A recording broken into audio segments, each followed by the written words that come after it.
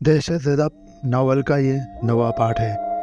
पिछले तमाम पार्ट्स के लिंक डिस्क्रिप्शन और कमेंट सेक्शन में मौजूद है। बिस्मिल्लाहिर्रहमानिर्रहीम। रोहित डाल के मुअस्सिस नाज़रीन, शुरुआत करते हैं नवे पार्ट की। मेरे हलक से एक भयानक आवाज़ बुलंद हुई। इसके बाद मुझे कुछ होश न रहा कि मैं ज़िंदा हूँ या मुर्दा। जब मुझे होश आया तो मैंने देखा कि मैं शीशे की बोतल में बंद हूँ, मगर मुझे अपना जिस्म दिखाई नहीं दे रहा था। इस बोतल में एक छोटा सा काला सांप था जो बोतल के अंदर बेचैनी से बोतल के ऊपर जाने की कोशिश कर रहा था और हर बार फिसल कर नीचे गिर पड़ता था।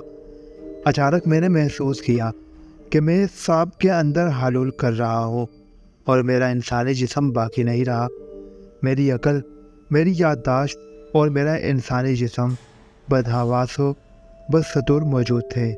मैं सांप की शक्ल में जिस बोतल के अंदर बंद था वो कोठरी के ताक में पड़ी थी।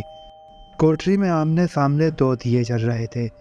मैं सांप की नज़र से देख रहा था, लेकिन इंसानी जहन के साथ सोच रहा था। मुझे एकदम से कामनी नर्तकी का ख्याल आ गया। इसने मुझे बताया कि मेरी बहन आसमा पर चुड़ैल का साया है। पाताली चुड़ैल मंगल जादूगर की ख़ास चुड़ैल है। इसने यह भी बताया कि पाताली चुड़ैल का जिस्म गर्म रहता है और इसके बदन से हर वक्त धुआं निकलता रहता है। राम प्यारी का अरिया बदन जब स्याह पड़ गया था तो इसके जिस्म से भी धुआं निकलना शुरू हो गया था। गोया पाताली चुड़ैल एक सोची समझी स्कीम के तहत मुझे लाहौर से यहाँ जमराज के मंदिर में लाई थी और अब मैं इसके कब्जे में था। मैंने कामनी नर्तकी की मदद से पाताली चुड़ैल को शिकस्त दी थी और इसके हलाकत खेज आसेब से अपनी बहन को निजात दिलाई थी। अब पाताली चुड़ैल के मैं कब्जे में हूँ। वो मुझसे ज़रूर इंतकाम लेगी और इसका इंतकाम इंतहाई होलनाक होगा। मैं सांप की शक्ल में ज़रूर तब्दील कर दिया गया था, मगर मेरा जहन इंसान के जहन की तरह काम कर रहा था। मेरी याददाश्त भी कायम थी और मैं एक एक चीज़ का मुशाहिदा सांप की आँख से नहीं बल्कि अपनी इंसानी आँखों से कर रहा था। फ़र्क सिर्फ इतना था कि मुझे अपना जिस्म दिखाई नहीं दे रहा था, लेकिन इसमें कोई शोबा नहीं था कि मुझ पर कुदरत की तरफ से एक ऐसा अजाब नाजिल हो चुका था कि जिसका मैं तसव्वुर भी नहीं कर सकता था। मुझे अपनी इंसानी आँख नज़र नहीं आ रही थी, मगर मैंने महसूस किया कि मेरी आँखों में आंसू तैरने लगे हैं। मैं शिर्क के गुनाह का मुर्तकिब हुआ था। मुझे अपनी बहन की सेहतयाबी के लिए अल्लाह ताला की तरफ रुजू करना चाहिए था और इस वक्त तक इसका इलाज जारी रखना चाहिए था जब तक कि खुदा इसे अपनी रहमत के सदक़े शफा अता नहीं करता। लेकिन मैं तोहिमात का शिकार हो गया। मैंने शिर्क किया और अब मुझ पर कुदरत का अजाब नाजिल हो गया है। मैंने अपने जहन के अंदर तौबा इस्तग़फ़ार का विर्द शुरू कर दिया और अल्लाह के हुज़ूर अपनी बख्शिश की दुआ मांगने लगा। कोठरी में आमने सामने दीवारों के ताक में दो दिए चल रहे थे। अचानक दिए की लौ थर थर कांपने लगी। इनमें से एक दिया बुझ गया। दूसरे दिए की लौ शायद दहशत के मारे इतनी मदहम हो गई कि कोठरी में अंधेरा छा गया। जिस बोतल में मैं बंद था इसका ढक्कन कांच से बंद था। मैं कितनी ही कोशिश क्यों ना करता, मैं बोतल से बाहर नहीं निकल सकता था। फिर अचानक एकदम से एक औरत की दिल दोस्त चीख बुलंद हुई। मेरे सांप के जिस्म के रोंगटे खड़े हो गए। चीख की आवाज़ इतनी भयानक और बिजली की कड़क ऐसी थी कि ताक में रखी हुई मेरी बोतल अपनी जगह से हिल गई थी। फिर सामने वाली दीवार पर एक ऐसी औरत की शक्ल नमूदार हुई जिसके बाल बिखरे हुए थे, आंखें लाल अंगारों की तरह दहक रही थी, दोनों कीले दांत होठों से बाहर निकले हुए थे और इसके स्याह फाम जिस्म से धुआं उठ रहा था। यह पाताली चुड़ैल के सिवा और कोई हो नहीं सकती थी। यह चुड़ैल दीवार से बाहर निकल आई। वो ताक के पास आकर बोतल के बिल्कुल सामने बैठ गई। फिर इसकी घसी हुई डरावनी आवाज़ सुनाई दी। इसने एक मकरुआ कहका लगाकर कहा, तुम समझ रहे होगे कि मैंने तुम्हें माफ़ कर दिया है, तुम्हें भुला दिया है। हरगिज़ नहीं, मैं इसी रोज़ से तुम्हारे पीछे लग गई थी और मौके की तलाश में थी। जब से तुमने मरण घाट वाली کامنی نرتکی سے مل کر مجھے اپنی بہن کے سر سے زمین پر پٹک دیا تھا۔ میں نے اسی روز فیصلہ کر لیا تھا کہ تم سے اپنی شکست کا، اپنی بے عزتی کا بدلہ ضرور لوں گی۔ تمہارے شہر لاہور میں میرا منتر اس لیے تم پر آسانی سے نہیں چل سکتا تھا کہ وہاں تم لوگوں کی مسجدوں سے اذان کی آوازیں آیا کرتی ہیں۔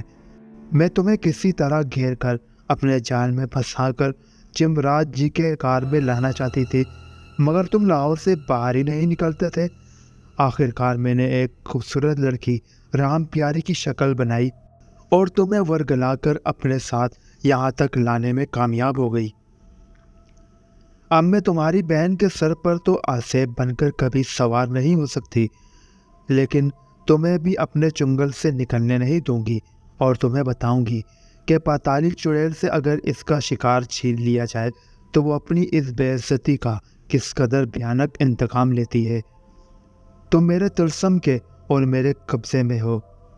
میں تمہیں ہر دفعہ نئے سے نیا عذاب دوں گی، نئی سے نئی اذیت تمہارے لیے ایجاد کروں گی۔ تمہیں ایک ہی بار مارنے کے بجائے بار بار ماروں گی، تمہیں بار بار موت کی اذیت میں سے گزاروں گی۔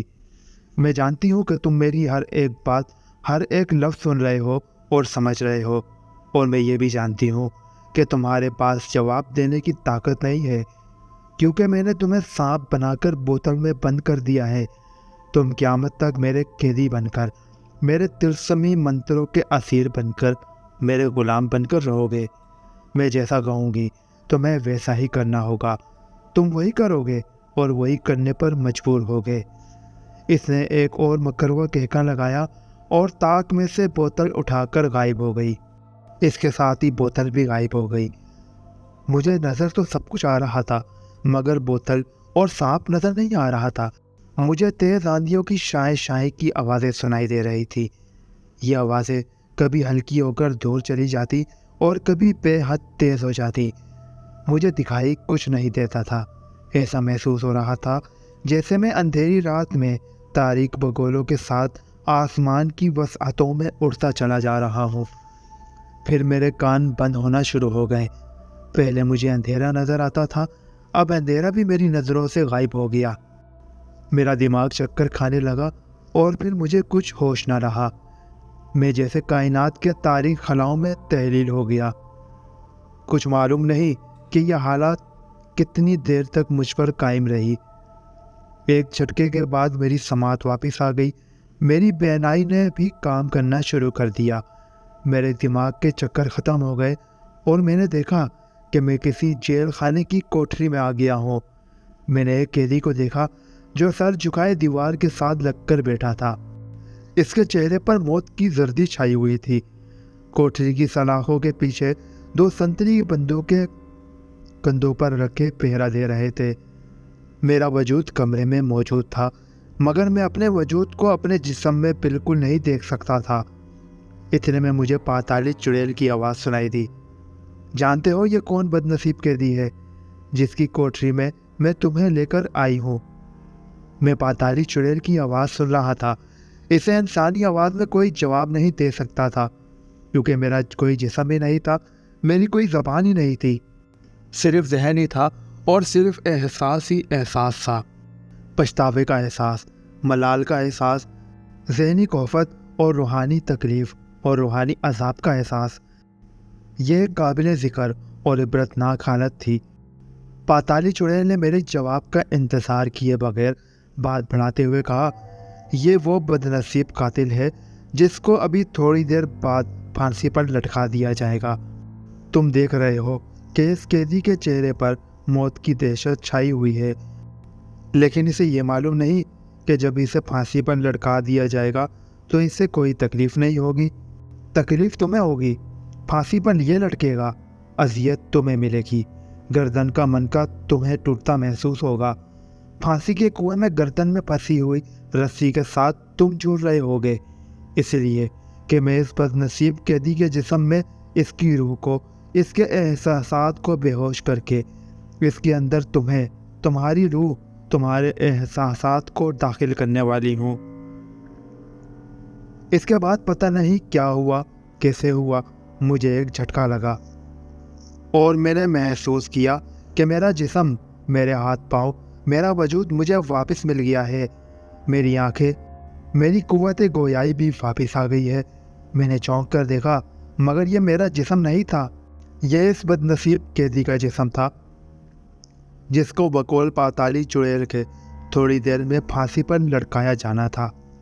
یہ میرے بازو نہیں تھے، بلکہ بد نصیب قیدی کے ہاتھ تھے۔ صرف دماغ میرا اپنا تھا، میرا دماغ قیدی کا دماغ نہیں تھا، میری یادداشت اپنی تھی۔ سزائے موت پانے والے قیدی کے جسم میں داخل کر دیے جانے کے باوجود مجھے کچھ معلوم نہیں تھا کہ جس بد نصیب کے جسم میں داخل کر دیا گیا ہوں وہ کون ہے، اس نے کس کو قتل کیا ہے، جس کی سزا میں اس کی گردن میں پھانسی کا پھندا ڈالے جانے والا تھا۔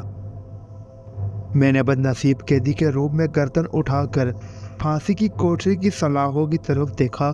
سلاخوں کی دوسری طرف 2 سنتری بندوقیں لیے پہرا دے رہے تھے۔ میں اٹھ کر سلاخوں کے پاس آ گیا۔ میں نے چیخ کر کہا، میں بے گناہ ہوں، میں تمہارا اصلی قیدی نہیں ہوں، میں نے کوئی خون نہیں کیا، مجھے پھانسی پر نہ لٹکاؤ۔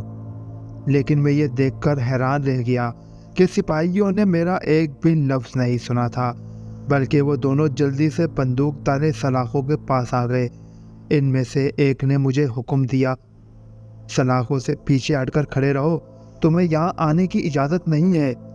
میں نے سلاخوں پر زور سے ہاتھ مارتے ہوئے کہا، میں قاتل نہیں ہوں، میں نے کوئی قتل نہیں کیا، مجھ پر کبھی قتل کا مقدمہ نہیں چلا، جسے موت کی سزا ہوئی ہے، جس کو تم لوگ پھانسی پر چڑھانے والے ہو، وہ میں نہیں ہوں۔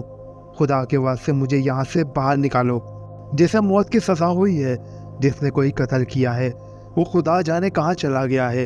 یہ میں ہوں، اس کے جسم میں میری روح بند کر دی گئی ہے۔ میں تو لاہور شہر کا ایک شریف مگر بد نصیب شہری ہوں۔ میرا نام سلیم ہے، میری اکبری منڈی میں گلے کی دکان ہے۔ خدا کے لیے مجھے پھانسی پر نہ لٹکاؤ۔ دونوں سنتری مجھے گھور کر دیکھ رہے تھے۔ معلوم ہوا کہ جو الفاظ میری زبان سے نکل رہے تھے وہ ان پہرہ داروں کے کانوں تک جاتے جاتے بدل جاتے ہیں۔ یہ اس سے ثابت ہوا کہ جب میں نے اپنی چیخ و پکار ختم کی تو ایک سنتری نے دوسرے سے کہا، یہ کہہ رہا ہے کہ مجھے بھوک لگی ہے اور ہم اسے کھانے کو کچھ نہیں دے رہے کیونکہ 2 گھنٹوں کے بعد اسے پھانسی پر لٹکا دیا جائے گا۔ دوسرے سنتری نے کہا، میں چیف وارڈن کو بلاتا ہوں، اس وقت رات کا 1 بجا ہے، اسے 3:15 پر پھانسی دی جانے والی ہے۔ وارڈن صاحب دفتر میں آ گئے ہوں گے۔ میں نے چیخ کر کہا، مجھے کھانا نہیں چاہیے، خدا کے لیے میری بات غور سے سنو، تم لوگ میری زبان کیوں نہیں سمجھتے؟ میں قاتل نہیں ہوں، میں قاتل نہیں ہوں۔ ایک سنتری چلا گیا۔ دوسرے نے سلاخوں میں سے بندوق کی نالی اندر کرتے ہوئے کہا، آرام سے بیٹھ جاؤ، تمہیں ابھی کھانے کو کچھ نہ کچھ مل جائے گا، اتنا مت چلاؤ۔ اتنے میں پہلا سنتری وارڈن کو لے کر آ گیا۔ اس کے ساتھ 2 مسلح پولیس والے بھی تھے۔ وارڈن نے سلاخوں کے پاس آ کر مجھے دیکھ کر کہا، تم کیا کھانا چاہتے ہو؟ یہ تمہاری زندگی کا آخری کھانا ہوگا، تم جو کہو گے ہم وہی تمہارے لیے تیار کروا دیں گے۔ میں نے روتے ہوئے کہا، وارڈن صاحب مجھے کھانا نہیں چاہیے، خدا کے لیے میری بات سنو، میں قاتل نہیں ہوں، جس قاتل کو تم پھانسی دینا چاہتے ہو وہ یہاں نہیں ہے، یہ میں ہوں، اس قیدی کے جسم کے اندر میں بند کر دیا گیا ہوں، میں ہاتھ جوڑتا ہوں، مجھے پھانسی نہ دو۔ میں رونے لگا۔ وارڈن نے کہا، ٹھیک ہے دوست، تم نے کہا ہے کہ مجھے بھوک نہیں ہے، مجھے کھانا نہیں چاہیے، میں صرف شربت کا 1 گلاس پینا چاہتا ہوں، تو فکر نہ کرو، میں ابھی تمہیں شربت بنوا کر بھجوا دیتا ہوں۔ میں رو رہا تھا، اس بات پر رو رہا تھا کہ میری بات الٹی ہو کر ان لوگوں کے کانوں تک پہنچ رہی تھی۔ میں کچھ کہہ رہا تھا، وہ کچھ سمجھ رہے تھے۔ میں نے سلاخوں کے ساتھ سر پٹکتے ہوئے کہا، یا اللہ میرے گناہ معاف کر دے۔ وارڈن نے اشارہ کیا۔ ایک سنتری فوراً سلاخوں والے دروازے کا تالا کھول کر اندر آ گیا۔ دوسرا سنتری بھی اندر آ گیا۔ انہوں نے مجھے سلاخوں سے ہٹا کر کونے میں ایک طرف بٹھا دیا۔ وارڈن بھی پھانسی کی کوٹری میں آ گیا۔ اس نے میرے کندھے پر ہاتھ رکھتے ہوئے کہا، اللہ کو یاد کرو، یہ وقت رونے کا نہیں ہے، بلکہ سجدے میں گر کر خدا سے اپنے گناہوں کو بخشوانے کا وقت ہے۔ میں نے آنسو بھری آنکھیں اوپر اٹھا کر کہا، وارڈن صاحب، میں قاتل نہیں ہوں۔ میرا یہ جملہ بھی وارڈن کے کانوں میں الٹا ہو کر پڑا۔ اس نے میرا کندھا تھپتھپاتے ہوئے کہا، ٹھیک ہے، میں سندل کا شربت ہی بھجوا دوں گا، اب تم اللہ کو یاد کرو۔ میں نے اپنا سر پیٹ لیا اور دیواروں کے ساتھ ٹیک لگا کر بیٹھ گیا۔ میرے آنسو بھی خشک ہو چکے تھے۔ یہ تھا اس کہانی دہشت زدہ کا 9واں پارٹ۔ اگلے پارٹ میں ہم جان سکیں گے کہ سلیم کے ساتھ کیا ہوا، اس کو پھانسی مل گئی یا اصل مجرم کو پتالی چڑیل نے اس کے ساتھ کیا کیا۔ یہ سب واقعات جاننے کے لیے میرے چینل کو سبسکرائب کر کے گھنٹی کا نوٹیفیکیشن ضرور دبائیے تاکہ آنے والے تمام پارٹس کے لنک آپ کو مل سکیں۔ اسی طرح کے اگلے پارٹ کے ساتھ ملاقات ہوگی۔ اللہ حافظ۔ پاکستان زندہ باد۔